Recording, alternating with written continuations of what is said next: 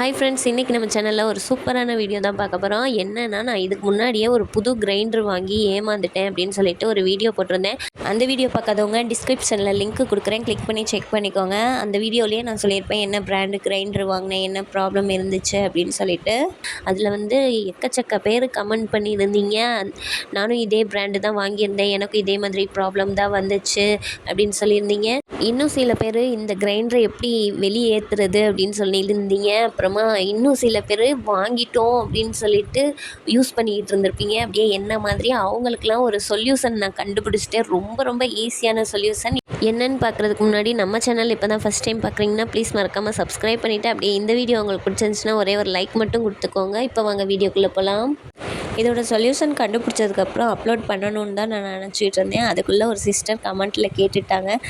கேட்டதுக்கப்புறமா upload பண்ணாமல் இருக்கக்கூடாது அப்படின்னு சொல்லிட்டு உடனே வீடியோ எடுத்து அப்லோட் பண்ண ஆரம்பிச்சிட்டேன். இந்த கிரைண்டரில் என்ன பிரச்சனைனா, நம்ம மாவு அரைக்கிறதுக்காக அரிசியை கிரைண்டரில் போட்டால் ரொம்ப தெறிக்குது, ரொம்ப ஸ்ப்ரெட் ஆயிடுது. நம்ம எப்போவுமே உளுந்து, வெந்தயம், அரிசியெல்லாம் தனித்தனியாக தானே ஊற வைப்போம். அந்த மாதிரி உளுந்து போட்டோன்னா ரொம்ப ஸ்ப்ரெட்டாக தெளிக்குது.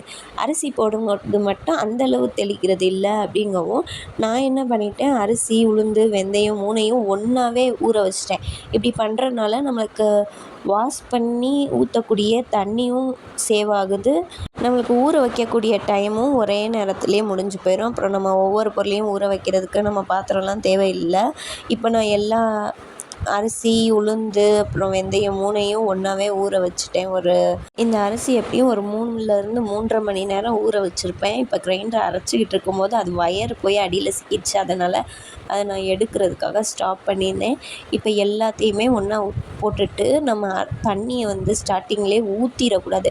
கையால் அள்ளி அள்ளி கொஞ்சோன்னு ஊற்றி விடணும். கல் கொஞ்சம் சுற்ற முடியாமல் இழுத்து சுற்றுற மாதிரி இருக்கும்ல. இப்போ அரிசியெல்லாம் மேலால் தெறிக்குது. அதுக்கு நம்மளுக்கு தண்ணி தேவைப்படுது. இப்படியே விட்டால் கிரைண்டர் சூடாயிரும். அதனால் நான் கையில் அள்ளி அள்ளி ஊற்றி விட்றேன் இல்லையா, அந்த மாதிரி கொஞ்சம் லூஸ் ஆகுற வரை ஊற்றி விட்டுக்கோங்க. இந்த மாதிரி அரைக்கும்போது மாவு சுத்தமாக தெளிக்கிறதே இல்லை. லாஸ்ட்டாக மாவு ஃபுல்லாக அள்ளி முடிக்க போகும்போது நம்மளுக்கு லைட்டாக மேலால் தெறிக்குது. அந்த மோட்ரு இருக்கும் இல்லையா, அந்த சைடு. இந்த மாதிரி அரைச்சி எடுக்கும்போது நான் அந்த முன்னாடி போட்டிருந்த அந்த வீடியோலலாம் பார்த்திங்கன்னா வீடு ஃபுல்லாக ஸ்ப்ரெட் ஆகிடும். அது வேறு தனியாக க்ளீன் பண்ணுறதுக்கே ஒரு இதாகிடும். நம்ம போட்ட உளுந்து, அரிசி எல்லாமே தனித்தனியாக தெறிச்சு இருக்க ஆரம்பிச்சிரும். இந்த மாதிரி இப்போ சொல்லியிருக்கேன் இல்லையா, இந்த வீடியோவில் சொல்கிற மாதிரி அரைச்சிங்கன்னா மாவு அந்தளவுக்கு சுத்தமாக தெறிக்கிறதே இல்லைன்னு சொல்லலாம். லாஸ்ட்டாக அள்ளி முடிக்கும்போது தான் தெரிக்குது. ஸோ இந்த டிப்ஸை ட்ரை பண்ணிவிட்டு யூஸ்ஃபுல்லாக இருந்துச்சுன்னா ஒரே ஒரு லைக் கொடுத்துட்டு, நம்ம சேனலில் இப்போ தான் ஃபஸ்ட் டைம் பார்க்குறீங்கன்னா ப்ளீஸ் மறக்காமல் சப்ஸ்கிரைப் பண்ணிக்கோங்க. மறுபடியும் வேறு ஒரு வீடியோவில் உங்களும் பார்க்குறேன். பாய்.